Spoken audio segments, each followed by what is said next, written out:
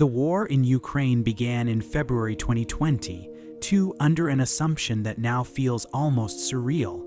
Inside the Kremlin, the belief was firm. Ukraine would fall quickly, resistance would collapse. The West would argue, hesitate, and ultimately accept the outcome. Russian forces would roll into Kiev within days. A new government would be installed, and Russia would reassert itself as a global military power that no one could stop. This was not just optimism, it was doctrine. It was confidence built over decades of propaganda, parades, and carefully curated military exercises. But wars have a way of stripping illusions bare. Within weeks, the plan unraveled. Columns stalled, supply lines broke, Ukrainian resistance hardened instead of collapsing. What was meant to be a short campaign became something far more dangerous, a war Russia could not easily exit. Now, as the conflict moves toward its fourth year, the reality is impossible to ignore. This is no longer about territory gained or lost, it's about endurance, and Russia is bleeding itself just to stay in the fight. Military analysts increasingly agree on one thing. If current trends continue, 2026 may be the year when the full consequences of Russia's strategic miscalculation finally arrive. Not all at once. Not in a single dramatic collapse, but through exhaustion, through depletion, through a slow realization that there is simply nothing left to sacrifice. The warning signs are everywhere. In October, NATO's Secretary General made a statement that cut through years of cautious language. Russia, he said, is running out of money, running out of troops, and running out of ideas. This wasn't political theater. It was a summary of what battlefield data, economic figures, and intelligence assessments already show.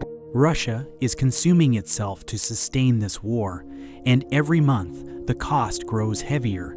At the beginning of the invasion, Russia possessed one of the largest military stockpiles in the world. Thousands of tanks sat in storage. Warehouses overflowed with armored vehicles, artillery systems, and reserve equipment inherited from the Soviet Union. On paper, Russia looked invincible, but paper armies don't fight wars, reality does. Independent analysts tracking visually confirmed equipment losses have documented staggering numbers. More than 23,000 Russian military vehicles destroyed, damaged, or captured since the invasion began. Over 13,000 armored vehicles, more than 4,000 tanks alone. And those are only the losses that can be confirmed visually through satellite imagery, drone footage, and battlefield photos. The true numbers are almost certainly higher, but the deeper problem lies not just in the quantity of losses. It lies in the quality of what remains. Early in the war, Russia lost some of its most modern tanks. That was costly but survivable. Those vehicles could theoretically be replaced. Now, the situation has reversed.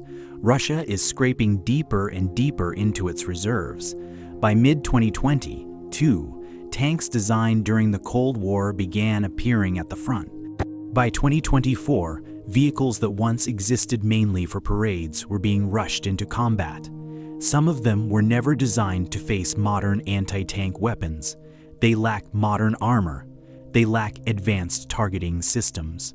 They lack survivability. They are being sent not because they are effective, but because there is nothing else. Russia's domestic tank production remains limited. Even under wartime conditions, factories can only produce a few hundred modern tanks per year. Over the course of the war, that output falls far short of replacing losses, and refurbishing stored vehicles has become harder with each passing month. At the beginning of the invasion, Russia could restore over 100 tanks per month from storage. By 2025, that number had collapsed to a fraction of its former level. The reason is brutally simple. The best tanks were taken first. What remains is rusted, stripped, cannibalized, and often beyond repair. Many have sat exposed to the elements for decades, engines seized, electronics missing, armor degraded. Military analysts now warn that if the current tempo continues, Russia may not have enough functional main battle tanks to conduct large-scale offensive operations beyond early 2026, and tanks are only one piece of the crisis. Russia's entire military doctrine has long relied on artillery dominance, overwhelming firepower, relentless bombardment, the ability to grind down opposition through sheer volume. That image is cracking.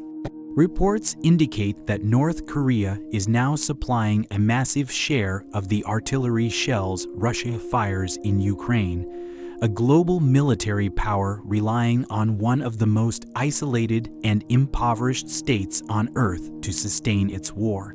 Millions of shells have been shipped, many of them old, many poorly stored, many unreliable. Some fail to detonate, others malfunction mid-flight. Russia fires roughly 10,000 shells every day. Its domestic production cannot keep pace. Even with foreign shipments, Russia is barely matching consumption. To cope, Moscow is rushing to build new explosives facilities deep inside the country, thousands of miles from the front lines. Factories meant to replace decades of industrial decline in a matter of months. History suggests that kind of urgency rarely produces quality. Aviation tells a similar story. Early in the war, Russian aircraft flew aggressively. Maintenance cycles were shortened. Airframes were pushed beyond design limits. Losses accumulated. Sanctions cut off access to critical Western components. Replacement parts became scarce.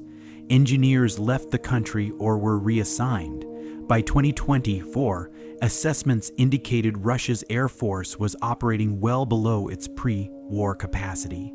Aircraft were being lost not only to enemy fire, but to overuse and poor maintenance.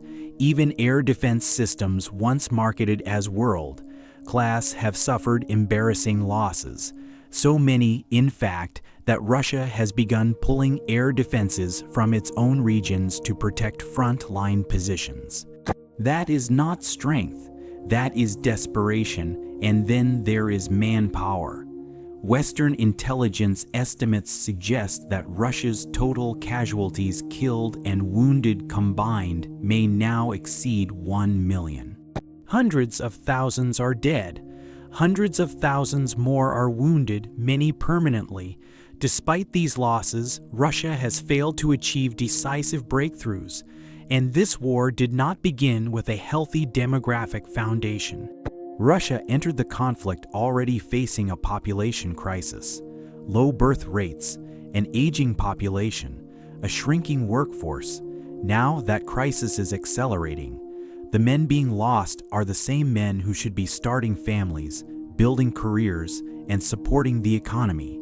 More than 1 million Russians have fled the country since the invasion began. Engineers, doctors, programmers, entrepreneurs, they are not coming back. To fill the ranks, the Kremlin turned to increasingly desperate measures. Prison recruitment, lower standards, shorter training. At first it worked. Now, even that pipeline is drying up. Recruitment numbers are falling. Bonuses are shrinking. Russia needs more soldiers, but has fewer to give. Inside the country, the economy is being hollowed out to feed the war. Defense spending consumes an enormous share of government resources, levels not seen since the Soviet era. At the same time, revenue is falling. Energy exports are sold at deep discounts, oil revenue is shrinking, arms exports have collapsed, taxes are rising, living standards are under pressure. Russia is cannibalizing its future to survive the present. By 2026, these pressures converge: equipment exhaustion, manpower shortages, economic strain. The Kremlin will face impossible choices: reduce military operations and accept failure, force mass mobilization and risk unrest, or continue at the same pace and risk systemic collapse. For Vladimir Putin, this may be the most dangerous period of his rule.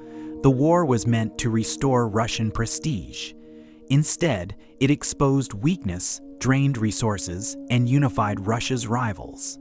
If elites begin to believe Putin is no longer an asset, but a liability. Internal fractures may spread, not toward democracy, but toward instability. And instability inside a nuclear-armed state is the most dangerous outcome of all. That is why 2026 matters, not because of one battle, not because of one decision, but because it may be the year Russia simply runs out of things to sacrifice.